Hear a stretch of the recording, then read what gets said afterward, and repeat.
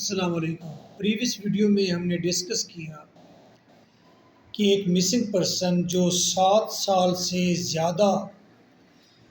گھر سے لاپتہ رہا ہے، اس کی اگر مادر یا فادر کی ڈیتھ ہوگی تو اس کا انہیریٹنس کا حصہ اس کے بیوی بچوں کو مل جائے گا۔ اس میں کنڈیشن ہے کہ آپ کورٹ میں جائیں گے، مسنگ پرسن کی FIR جمع کرائیں گے، کورٹ آرڈر دے گا اور ڈیتھ سرٹیفکیٹ آپ لیں گے، پٹوار خانے جائیں گے، ڈپارٹمنٹ اس شخص کا جو حصہ بنتا ہے والدین کی طرف سے وہ اس کے بچوں کو اور بیوی کے نام کر دے گا۔ بیٹے کے 2 حصے، بیٹی کا 1 حصہ، اور جو مسنگ پرسن کی وائف ہے اسے 8واں حصہ ملے گا۔ کویشچن یہ ریز کیا گیا 7 سال کے بعد یا 24 ایئرس کے بعد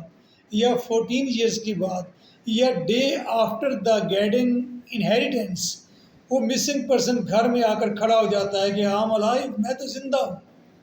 تو کیا ہوگا؟ کچھ بھی نہیں۔ وہ شخص اگر چاہے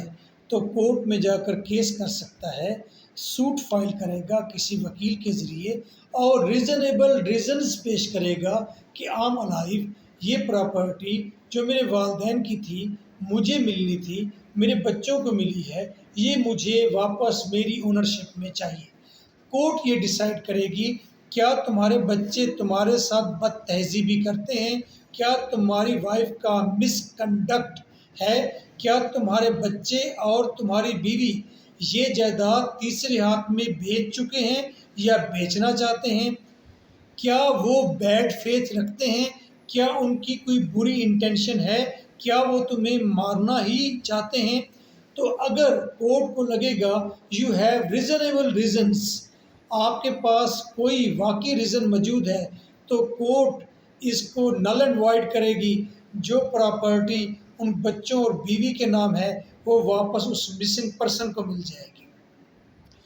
اگر پراپرٹی بیوی اور بچے کسی وجہ سے آگے سیل کر چکے ہیں اور پراپرٹی کی شکل بدل چکی ہے، پراپرٹی بڑا پلازا بن چکا ہے، شاپس بن چکی ہیں، 4 ہاتھ بک چکا ہے، تو مے بی کورٹ کہے کہ نو